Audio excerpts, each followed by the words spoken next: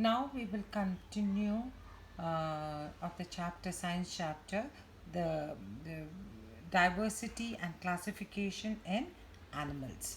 Okay, now different animals have developed different shapes to survive in this environment. There's a great variety of body structure of animals too. Like, see, some of them you have, these animals are four-legged. This is a fish. The body is shaped to be made in such a way that it can swim in water. This is a bird. It has got wings and it has got a long tail so that it can fly. Then you have snails. Then you have snakes, and you have so all everything. The body is shaped in such a way so that it can adapt itself to the environment. The amoeba that cannot be seen with our eyes, right? I showed you a separate picture also. I will post it again. Okay, the huge elephant, the small snail, the fish that swims in the water, a kite that flies high in the sky, the butterflies that flit around the flowers, a house lizard that crawls on a wall, and all are all animals. Each has different characteristics. They all can survive, but they have different characteristics. What are the different characteristics in the body structure of animals like a snake, a lizard, a tiger, a fish, and cup, an eagle, a hen, a crab, a housefly, an earthworm, a crocodile, and a grasshopper? We see a variety in animals with respect to their food as well.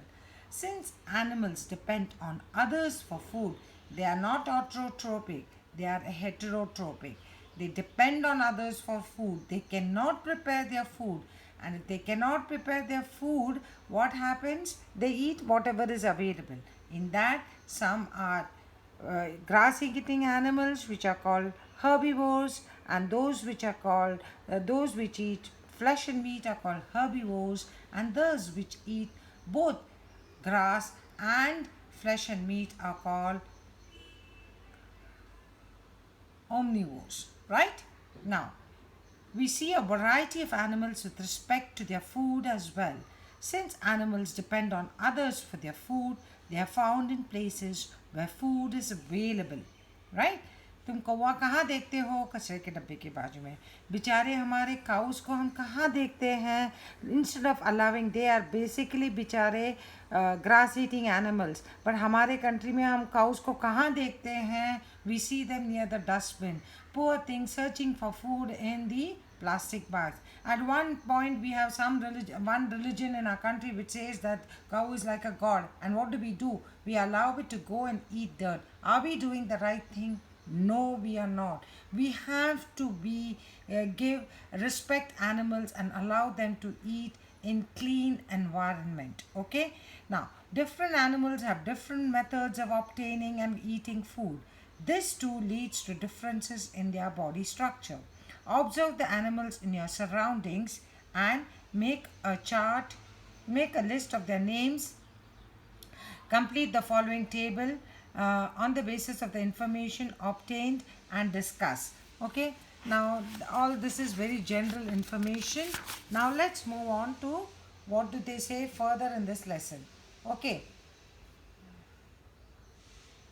take a drop of water from a puddle and place it in a glass slide under a microscope. What do you see? When a drop of water from a puddle is seen under a microscope, innumerable microbes can be seen moving about on it. You will see the continuously moving amoeba. The paramecium is also a unicellular animal like an amoeba.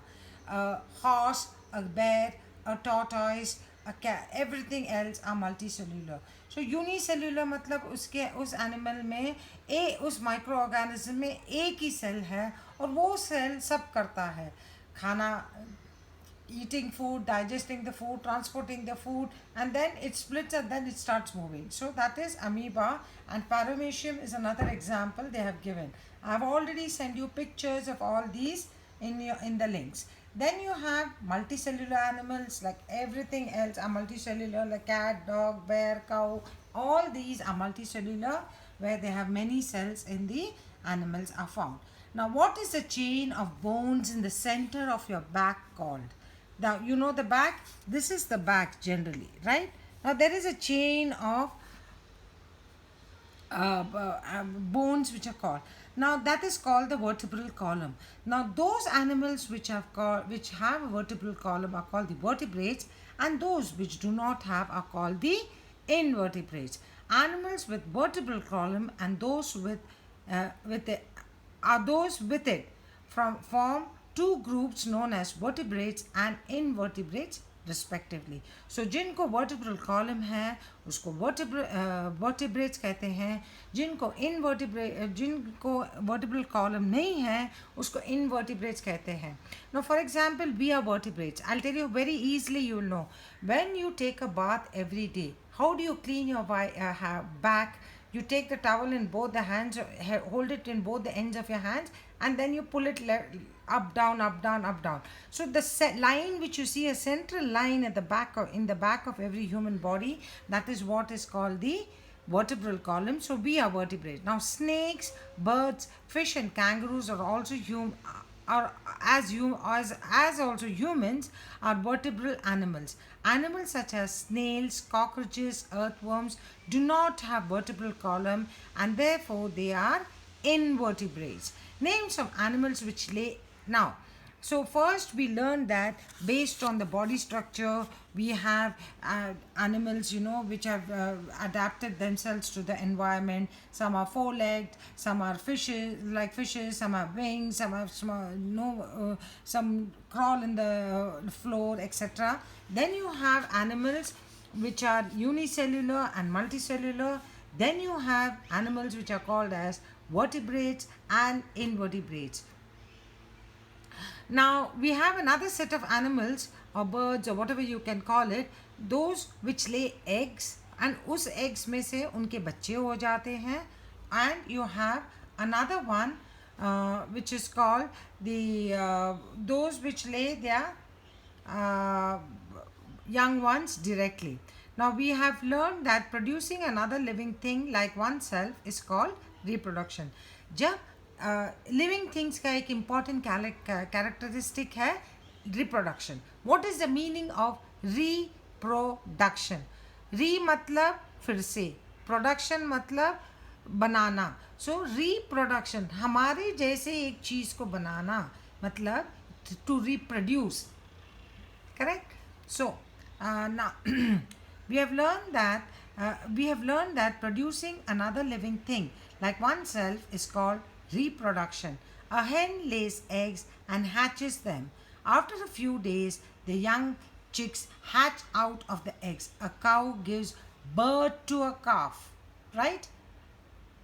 Before that, the calf grows within the cow's body. According to the mode of reproduction, animals are classified into two types, mainly oviparous and viviparous. ओवी मतलब egg, ओवीपैरस मतलब दे lay eggs. ओ eggs hatch होते हैं, फिर उससे उनका बच्चा निकलता है. वीवीपैरस मतलब उनका बच्चा अपने मदर के बॉडी में ग्रो होता है, फिर काफ़ी एक टाइम फ्रेम होता है. जैसे कि इंसान के अंदर the child stage inside the mother's womb for 9 months. उसके बाद the child is given birth. Where are the animals, namely a horse, a bear, a tortoise, an alligator, a fish, a deer, and a frog to be found? According to the habitat, animals are usually classified as terrestrial and aquatic. However, animals like frogs, salamander, toad live in both places, namely land and water. Therefore, they are called amphibians. A kite, an eagle, a crow, a butterfly, and honey bee all fly in the air, though they live on different places. These animals are said to be aerial mode of life. So you have जो land में रहते हैं उनको क्या कहते हैं? Terrestrial. जो पानी में रहते हैं उनको aquatic. और जो दोनों में पानी में भी रह सकते हैं और लैंड में भी रह सकते हैं, उनको एम्फीबियंस कहा जाता है। जो लैंड में रहते हैं लेकिन उड़ते हैं, उनको एरियल बोलते हैं। सो all with this we have completed the classification in animals, which includes where based on the body structure you can classify an animal. Then you have a multicellular or a unicellular animal. Then you have an classification based on whether they have a vertebral column. So those which have a vertebral column are called the vertebrates, and those which do not have are called invertebrates. Then you have a different another way how you can classify animals as oviparous, viviparous. Oviparous मतलब जो animals अंडा डालते हैं और उस अंडे में से उनका बच्चा निकलता है, उसको हम लोग ओवीपैरस कहते हैं ना। जो एनिमल्स या इंसान जो अपने जैसे अपना बच्चा अपने मदर के वूम में 9 महीना रखता है, फिर it gives birth, that is called viviparous. Then you have a classification based on where these animals live. If they live on land, they are called terrestrial. If they live in water, they are called aquatic. If they can live on land and water, they are called amphibians. And if they live on land but they fly, then they are called aerial mode of life. So, with this we have finished this chapter where we learned about diversity in both in the living organisms, and then we split the chapter into diversity in plants, diversity in animals. Diversity in plants, we saw that there are various from small grass to huge trees. Then you have the various parts of the plant like the flowers, the fruits, we learned all that, the parts of the plant.